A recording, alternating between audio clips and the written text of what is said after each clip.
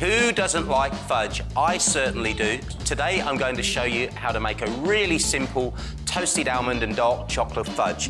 We're going to start off with some condensed milk, add some brown sugar, some butter and some syrup, and use the microwave to actually combine those ingredients. So that's how simple it is.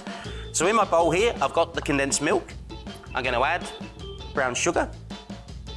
I'm going to add the butter. And I'm going to add my syrup. And then what I'm going to do is put it in the microwave. It'll take 8 to 10 minutes, but I'll put it in for 2 minutes at a time.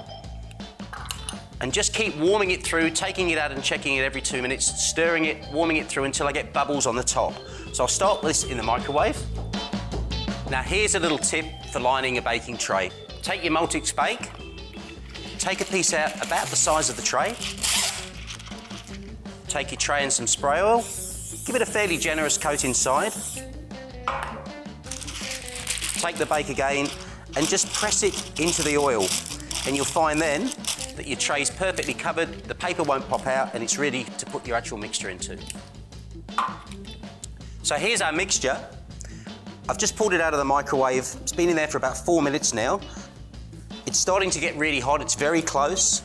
Make sure you get everything off the side of the bowl, give it a really good stir, and then we'll pop it back in for about another 2 minutes until we see those bubbles all the way through. So here we go, bubbling away, ready to add our chocolate. So take your chocolate, pour into the centre, and stir through until it's fully melted. It smells fabulous. Be a little bit careful when you're working with fudge because it is very hot. So there's our chocolate melted into the mixture now, ready to pour onto the bake.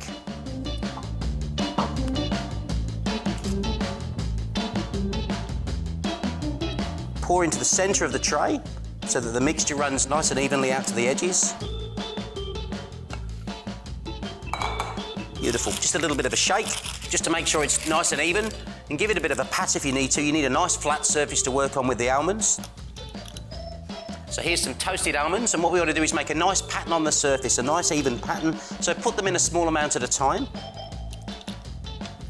Not too many, but just enough to coat the surface. So when you've got your almonds in there, just take a spoon, because that mixture's still quite hot, and just gently press them in so that they're sort of half submerged. Now that's ready to set.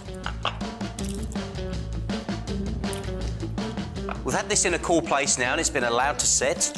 And I'm going to show you a little tip using a Ziploc bag to garnish it. So we'll just lift it out of the tray and it'll come out really easily. Pop it onto your board. Just going to press that baked paper out because it'll keep my tray nice and clean while I'm doing this. Now, I've got 75 grams of chocolate in here, which is the chocolate we had left over. I've locked the bag up, popped it in the microwave and melted it. And what I'm going to do is really simple.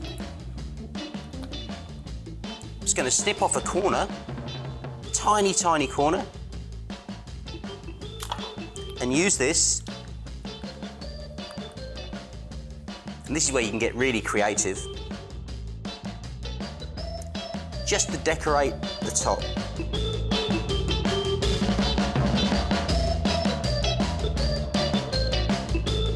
Now just give that a minute to set. We'll lift it off the paper.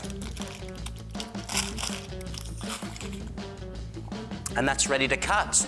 I'm going to cut this one into sort of bite-sized pieces, ready to garnish. You can imagine this would be a fantastic gift at Christmas. You could cut this into pieces and give it to friends with a nice wrapping on.